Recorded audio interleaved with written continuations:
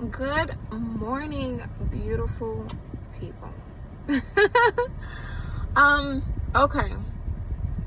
So a few questions came and I figured that I'll answer them. So I have worked in an animal shelter setting prior to starting the nonprofit, right? And being totally transparent, working at an open admission shelter was stressful for me. I was the first person that people saw. I was the intake person, and they would come in, give their information because they're surrendering their pet. And because the shelter is so full, and because I was in an open admission shelter, meaning they euthanized there, I will get upset, and I would prejudge people because I'm like, why are you surrendering your pet? Because of and I'm like, that's not right. Okay, because I just don't want no animals to be euthanized, right? When the more I started working there, the more I started seeing what I could do to help prevent the animal from being in the shelter, or seeing what the person needed. It made me realize that I shouldn't be judging. I shouldn't be judging in the first place, honestly speaking. So this was, I worked in a shelter maybe this is more than 10 years ago.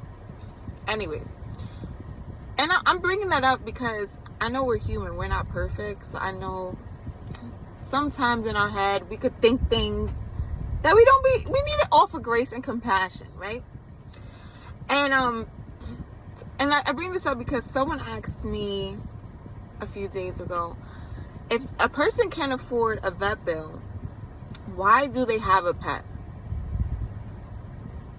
And on the side of, if you know that you're on a limited budget, we're talking about this side right now, but if you're on a limited budget and you find yourself having a tough time to take care of yourself, I don't think that it's ideal to adopt a pet. Now, I think it will be a great option for you if you're on a limited budget and you are at home to foster a pet. That way, the responsibility of what the pet needs and the vet care can be on the shelter, but you're also helping a shelter. Now, on the flip side of that, there have been people that, and I'm going to use myself as an example. So I adopted a cat. And this was in 2016. I was working a job. I was working full time. I was working virtually. And and I got laid off. I came back from Chicago. I got laid off. And I'm like, okay. So I'm applying to jobs. I'm trying to find a job that, I feel like fits me. Okay. And my cat ends up getting crystals in his urine, which ends up costing $2,500 at the vet. And let me tell you something. I was crying. Now, I had money to take care of my cats.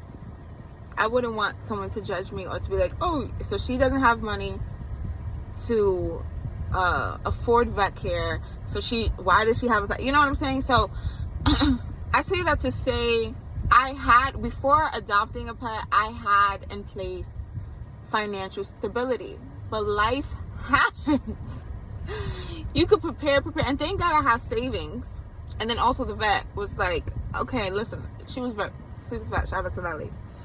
And I was trying to think of the vet hospital. I'm gonna have to write it in the comments of where I was at. But I love her. Like, she was very sweet. But things happen when we least expect it. Of course, we could save, we could try to prep, but some things we just don't have control of, and it's not going to work the way we think it's going to work or how it's going to be, So I think sometimes, as whether you're a vet, a pet caregiver, a veterinary assistant, vet tech, just a human being, take out the moment to look out of the financial thing and ask, like, what's going on? Like, if what's going on? What do you need? And it's a way you could word it depending on the conversation. Because you'll end up finding out that maybe it's not because they just adopted a pet and they only had $20. You know, it might be they lost their job. It might be their home was on fire. They lost everything. They had to restart.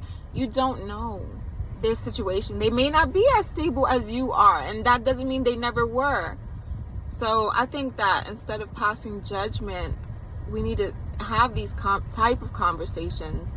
And, you know, instead of passing judgment, you know, one of the things that I do when I meet people that may, and I think too, sometimes people don't want to ask for help because, you know, and I feel like I talked about this because I was that type of person. But, you know, sometimes people don't want to ask for help. They're embarrassed, or they feel like they already feel low. You know what I'm saying? So I think, like, even being, like, able to say, you know, I see that you know, do you need anything for your pet?